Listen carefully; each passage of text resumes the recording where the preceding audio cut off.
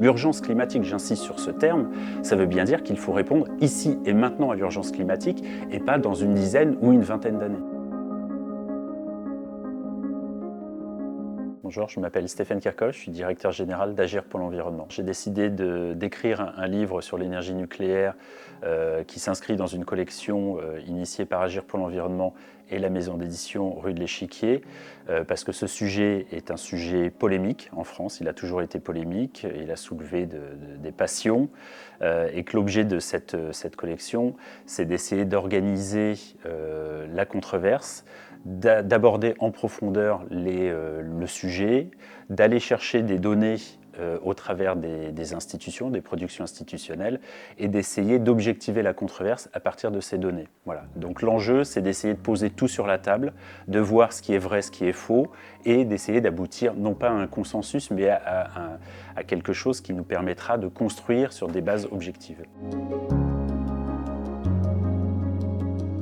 Alors nous avons décidé de faire un partenariat avec la maison d'édition Rue de l'Échiquier parce que c'est une maison d'édition qui est spécialisée sur les questions d'écologie de longue date et qui est extrêmement sérieuse. Pour être tout à fait honnête, moi j'ai écrit 14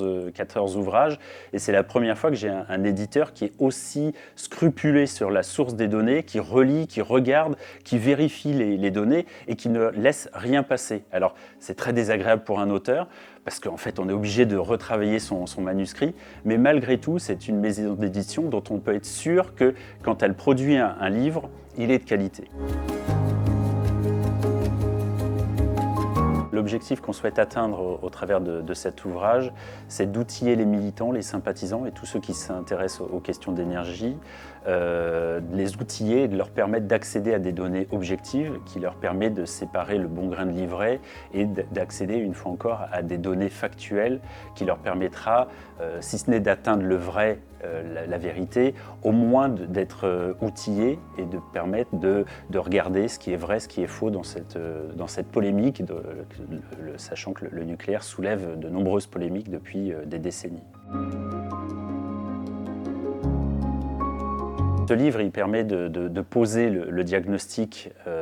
dans toute sa crudité et constater que la plupart des éléments qui sont portés par le lobby nucléaire sont factuellement faux, notamment l'indépendance énergétique de la France qui régulièrement est mise en avant pour justifier le programme nucléaire. Les turiféraires du nucléaire nous disent que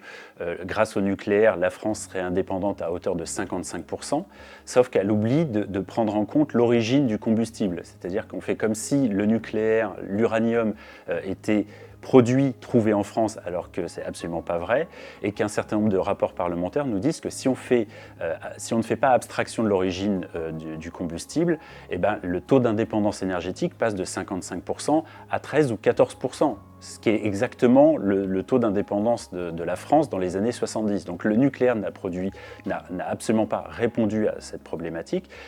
à l'instar, par exemple, du dérèglement climatique. On nous propose le nucléaire comme une réponse à l'urgence climatique, sauf que les EPR, les nouveaux réacteurs nucléaires qui seraient construits, produiraient leur premier kilowattheure aux alentours de 2037-2038, ce qui n'est absolument pas en adéquation avec l'urgence. L'urgence climatique, j'insiste sur ce terme, ça veut bien dire qu'il faut répondre ici et maintenant à l'urgence climatique et pas dans une dizaine ou une vingtaine d'années. Moi, je suis engagé sur les questions de nucléaire de longue date, tout simplement parce que je suis un militant anti-nucléaire et aussi parce que j'ai essayé de regarder ce que posait comme problème le nucléaire et je me suis aperçu qu'il y avait de nombreuses incongruités posées par ce sujet-là, avec des ingénieurs nucléaires qui apportaient des éléments qui étaient particulièrement discutables. Et puis, après, il y a énormément de questions soulevées par l'énergie nucléaire, dont le risque, évidemment, le coût, et puis tout ce que les promoteurs du nucléaire nous assènent jour et nuit, notamment que ça serait une réponse au dérèglement climatique, notamment que ça nous permettrait d'être indépendants énergétiquement, ce qui est factuellement faux. La donnée principale, et elle est presque pas écologique mais économique, c'est le coût du nucléaire. C'est qu'on voit aujourd'hui la France, qui est tout à fait spécifique dans le monde, relancer le nucléaire, alors qu'on voit aussi parallèlement à ça l'endettement d'EDF croître à vue d'œil. On est passé de 20 à près de 60 milliards d'euros d'endettement. C'est l'équivalent de 3 000 euros par minute depuis le début des années 2000, augmenté, avec une incapacité à tenir les devis. Par exemple, on voit que l'EPR de Flamanville était estimé à 3,3 milliards d'euros. Aujourd'hui, on est à 19 milliards d'euros et il n'a toujours pas produit son premier kilowattheure. Et c'est la même chose avec les autres EPR qui sont supposés être construits dans les 10 prochaines années. Au tout départ, la Cour des comptes estimait à 47 milliards. On est déjà à 52 milliards. Donc ça veut dire qu'on a déjà pris quasiment 5 milliards alors que le projet n'a même pas encore débuté. Donc on voit qu'aujourd'hui, on a un géant au pied d'argile, c'est EDF, qui investit à fond perdu dans du nucléaire, mais avec un risque financier qui est tout à fait considérable. C'est là où, en fait, c'est assez curieux, c'est de constater que la France est isolée au niveau international dans cette relance du nucléaire, qu'elle investit une fois encore toujours et encore dans le nucléaire, là où les autres pays sont en train de massivement déployer, pas simplement en parler, mais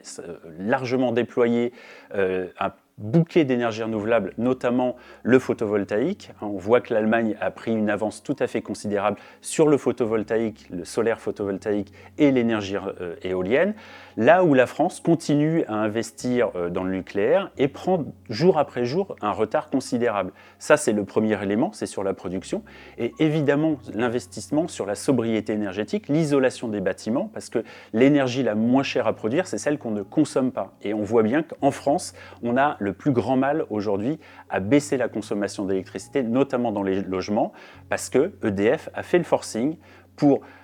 vendre de l'électricité et essayer de construire des passoires thermiques, ce qui lui permet d'écouler sa surproduction d'électricité.